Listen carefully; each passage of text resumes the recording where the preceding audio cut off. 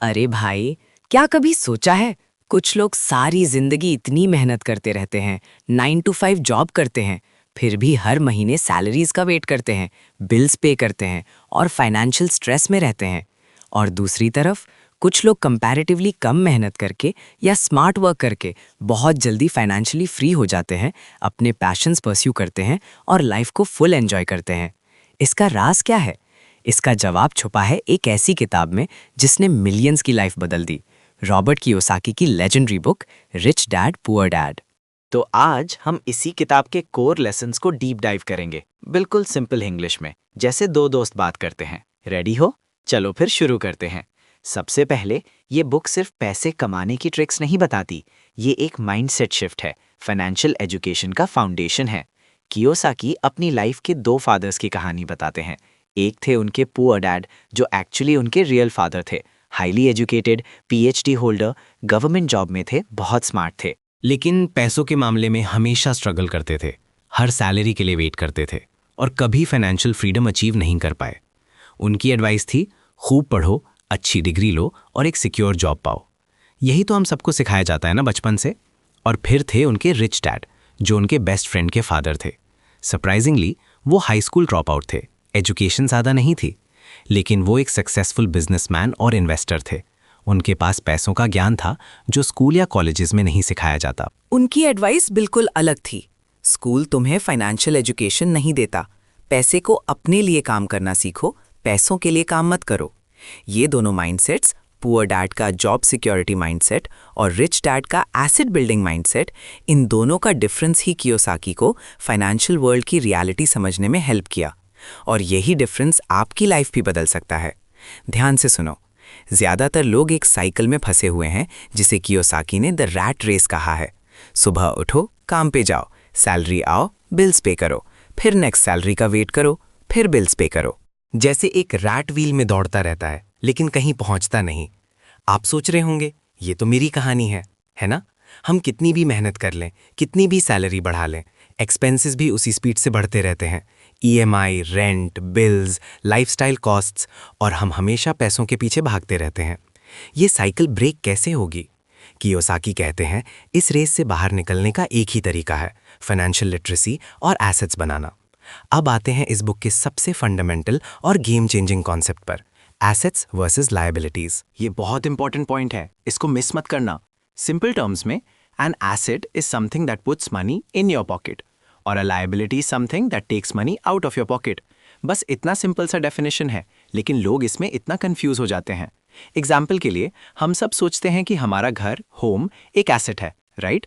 Well, Kiyosaki कहते हैं, अगर आपका घर ईएमआई पे है, आपको प्रॉपर्टी टैक्स देना पड़ता है, उसकी मेंटेनेंस कॉस्ट है, रिपेयर बिल्स आते हैं, तो वो एक्चुअली आपके जेब से पैसा निकाल रहा है। तो टेक्निकली जब तक वो जनरेट करके पैसा आपके अकाउंट में नहीं डाल रहा, it's more of a liability for money. जब तक आप उस घर में खुद रह रहे हो, वो आपका एक्सपेंस है। अगर आपने एक फ्लैट खरीद के उसको रेंट पे दिया है और उससे रेगुलर इनकम आ रही है, then that rental property is an asset. समझे डिफरेंस? रिच लोग हमेशा एसेट्स खरीदते हैं, पुअर और मिडिल क्लास लोग लायबिलिटीज खरीदते हैं जिन्हें वो एसेट समझते हैं। जैसे एक brand new car, it looks fancy, gives you comfort, लेकिन उसकी ईएमआई, इंश्योरेंस, फ्यूल, मेंटेनेंस, ये सब आपके जेब से पैसा निकाल रहे हैं, तो वो एक लायबिलिटी है। एक शेयर मार्केट इन्वेस्टमेंट जो आपको डिविडेंड्स देती है, एक बिजनेस जो प्रॉफिट्स जनरेट करता है, एक बुक जिससे रॉयल्टीज आती हैं, ये सब एसेट्स हैं। इस डिफरेंस को समझना ही फाइनेंशियल फ्रीडम की पहली सीढ़ी है। अपनी फाइनेंशियल स्टेटमेंट बनाओ और देखो आपके पास कितने एसेट्स हैं जो आपकी पॉकेट में पैसा डाल रहे हैं और कितनी लायबिलिटीज हैं जो पैसा निकाल रही हैं। नेक्स्ट पॉइंट है फाइनेंशियल लिटरेसी का। स्कूल में हमें अलजेब्रा सिखाते हैं, हिस्ट्री पढ़ाते हैं, साइंस रटवाते हैं, लेकिन पैसों के बारे में कुछ नहीं सिखाते। पैसे कैसे काम करते हैं, टैक्सेस कैसे लगते हैं, इन्वेस्ट कैसे करते हैं, बैंक अकाउंट कैसे मैनेज करते हैं, इसका नॉलेज सबसे ज़रूरी है। कियोसाकी कहते हैं, फाइनेंशियल आईक्यू बढ़ाना सबसे ज़रूरी है। इसमें अकाउंटिंग, इन्वेस्टिंग, मार्केट्स की समझ और लॉज की बेसिक नॉलेज शामिल है। सिर्फ इनकम बढ़ाने से फाइनेंशियल प्रॉब्लम सॉल्व नहीं होते। लोग सैलरी बढ़ा लेते हैं, लेकिन अगर फाइनेंशियल इंटेलिजेंस नहीं है तो एक्सपेंसेस भी उसी स्पीड से बढ़ जाते हैं। रिलेटेबल एग्जाम्पल देते हैं। एक स्टार्टअप फाउंडर जिसे मार्केटिंग, सेल्स, अकाउंटिंग का बेसिक आइडिया होता है, वो अपनी कंपनी को बेटर ग्रो कर पाता है, even without a finance degree, क्योंकि उसने प्रैक्टिकल फाइनेंशियल लिटरेसी डेवलप की है। जबकि एक हाईली पेड प्रोफेशनल भी फाइनेंशियली स्ट्रगल कर सकता है अगर उसे अपने कैश फ्लो और इन्वेस्टमेंट्स की समझ ना हो। अब बात करते हैं माइंड योर ओन बिजनेस की। इसका मतलब ये नहीं कि आप अपनी जॉब छोड़ दो। इसका मतलब है कि आप अपनी जॉब के अलावा अपना एसेट कॉलम बिल्ड करने पे फोकस करो। रिच पीपल का फोकस होता है अपना बिजनेस बिल्ड करना, एसेट्स बिल्ड करना, जो उनके लिए पैसा जनरेट करते रहें। जॉब सिक्योरिटी के पीछे भागने की बजाय वो फाइनेंशियल फ्रीडम के पीछे भागते हैं। जॉब आपको इनकम देती है, which is important, but true wealth assets बनाते हैं। विजुअल क्यू, ग्राफिक, अपना एसेट कॉलम बनाओ। Think about real estate investments, stocks, bonds, intellectual property like books or patents, या एक small side business जो आपको passive income दे। ये सब assets है। अपनी जॉब करते रहो, लेकिन उसके साथ साथ अपनी सेविंग्स का एक हिस्सा एसेट्स खरीदने में लगाओ, ना कि सिर्फ लाइबिलिटीज पे पैसा उड़ाओ। यही लॉन्ग टर्म वेल्थ बिल्डिंग का फॉर्मूला है। ये बहुत इंपॉर्टेंट पॉइंट है। रिच लोग कंपनीज बनाते हैं, कियोसाकी टैक्सेस और कॉरपोरेशंस के बारे में बात करते हैं। ऑर्डिनरी लोग पहले इनकम कमाते हैं, फिर उस पे टैक्स देते हैं और जो बचा उसे खर्च करते हैं, जबकि कॉरपोरेशंस पहले एक्सपेंसेस डिडक्ट करती हैं, जैसे सैलरीज, रेंट, मार्केटिंग, फिर जो प्रॉफिट बचता है उस पे टैक्स देती हैं। इसका मतलब है टैक्स स्ट्रक्चर रिच लोगों को एडवांटेज देता है अगर वो कॉरपोरेशन के थ्रू ऑपरेट करते हैं। इस गेम को रिच लोग बहुत अच्छे से समझते हैं, इसीलिए वो कंपनीज बनाते हैं, वेल्थ प्रोटेक्ट करते हैं और ग्रो करते हैं। फाइनेंशियल एजुकेशन में ये लीगल और टैक्स एस्पेक्ट्स को समझना भी बहुत ज़रूरी है। Next up, working to learn not to earn. ये एक और क्रूशल माइंडसेट शिफ्ट है। रिच डैड ने कियोसाकी को सिखाया कि जॉब करते वक्त सिर्फ सैलरी मत देखो, स्किल्स देखो। कौन सी स्किल्स आपको मिल रही हैं जो आपकी फ्यूचर में काम आएंगी। Sales, marketing, communication, negotiation, leadership, public speaking, digital marketing, ये स्किल्स लाइफ लॉन्ग काम आएंगे, चाहे आप जॉब में रहो या अपना बिजनेस शुरू करो। एग्जाम्पल, एक आईटी प्रोफेशनल जो सिर्फ हाई सैलरी के लिए एक ही टेक स्टैक में स्टिक रहता है, वो लिमिटेड हो सकता है। लेकिन अगर वो न्यू टेक्नोलॉजी सीखता है, प्रोजेक्ट मैनेजमेंट स्किल्स डेवलप करता है, टीम लीड बनता है या अपनी कोडिंग स्किल्स को फ्रीलांस प्रोजेक्ट्स में यूज करता है, तो वो लर्निंग टू अर्न कर रहा है। एक शेफ जो जॉब करता है, उसकी सैलरी लिमिटेड है। लेकिन अगर वो अपने कुकिंग स्किल्स को यूज करके अपना रेस्टोरेंट चेन खोलता है या ऑनलाइन कुकिंग कोर्सेज बेचता है, दैट्स वर्किंग टू लर्न। इस पॉइंट को बहुत गहरी है।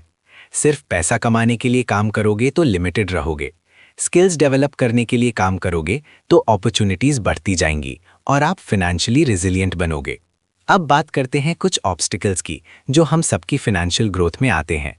कियोसाकी ने 5 बड़े ऑब्स्टिकल्स हाईलाइट किए हैं और इन्हें ओवरकम करना बहुत जरूरी है। पहला है फियर ऑफ लॉस। इन्वेस्टमेंट में लॉस का डर सबको होता है। क्या होगा अगर पैसे डूब गए? ये थॉट हमें एक्शन लेने से रोकता है। रिच डैड कहते थे, विनर्स वो नहीं होते जो कभी हारते नहीं, बल्कि वो होते हैं जो हारने के बाद भी सीखते हैं, मिस्टेक्स से लर्न करते हैं और आगे बढ़ते हैं। रिस्क लेना ज़रूरी है, लेकिन कैलकुलेटेड रिस्क। हर सक्सेसफुल इन्वेस्टर ने लॉसेस देखे हैं, लेकिन उन्होंने उनसे सीखा और ग्रो किया।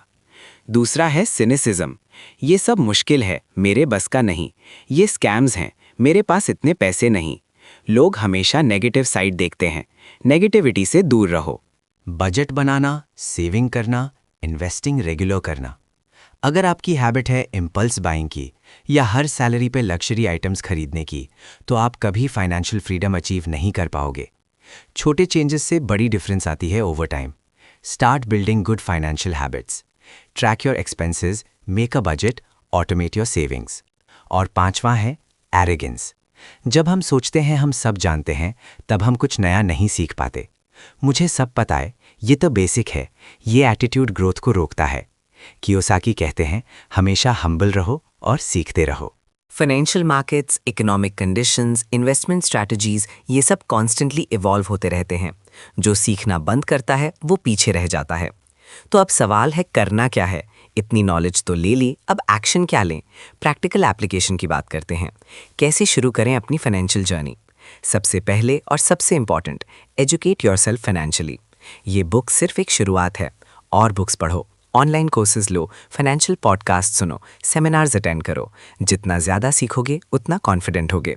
दूसरा, start small but start now. SIP में इन्वेस्ट करो, छोटा रियल एस्टेट देखो, जैसे एक स्मॉल प्लॉट ऑफ लैंड या एक गैराज जिसको रेंट पे दे सकते हो। एक साइड हसल शुरू करो जो आपको पैसिव इनकम दे। हर बड़ा एम्पायर एक छोटे स्टेप से शुरू होता है। Waiting for the perfect time is just another form of laziness. तीसरा, फाइंड मेंटर्स। उन लोगों से सीखो जो ऑलरेडी सक्सेसफुल है फाइनेंशियल वर्ल्ड में। उनकी स्टोरीज सुनो, उनकी एडवाइस लो। अगर आपके सर्कल में कोई नहीं है तो उनकी बुक्स पढ़ो, उनके इंटरव्यूज देखो। Learning from others experiences can save you a lot of time and mistakes. चौथा, टेक कैलकुलेटेड रिस्क्स। हर रिस्क बुरा नहीं होता। रिसर्च करो, प्लान बनाओ और फिर रिस्क लो। रिस्क के बिना ग्रोथ नहीं होती। कियोसाकी खुद रियल एस्टेट और बिजनेस में बड़े रिस्क लेते थे, लेकिन वो उनको अंडरस्टैंड करते थे। कभी भी बिना रिसर्च के गेट रिच क्विक स्कीम्स में मत फंसना। फ्रेंड्स, फाइनेंशियल फ्रीडम कोई लॉटरी नहीं है, ये एक जर्नी है। ये बुक सिर्फ पैसों के बारे में नहीं है, ये एक माइंडसेट शिफ्ट के बारे में है।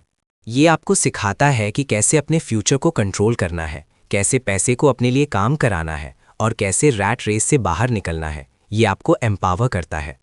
सो मेरा मोटिवेटिंग कंक्लूजन आपके लिए, आज से ही अपनी फाइनेंशियल जर्नी शुरू करो। एक छोटा स्टेप लो, शायद ये बुक ऑर्डर करो अगर अभी तक नहीं पढ़ी है, या एक सिंपल बजट बनाओ, या अपनी लायबिलिटीज को ट्रैक करना शुरू करो, या एक स्मॉल इन्वेस्टमेंट प्लान शुरू करो। रिमेंबर, एक्शन ही सक्सेस की पहली सीढ़ी है। Knowledge is power, but applied knowledge is even more powerful. आपकी फाइनेंशियल फ्यूचर आपके हाथ में है। जाओ और उसको शानदार बनाओ।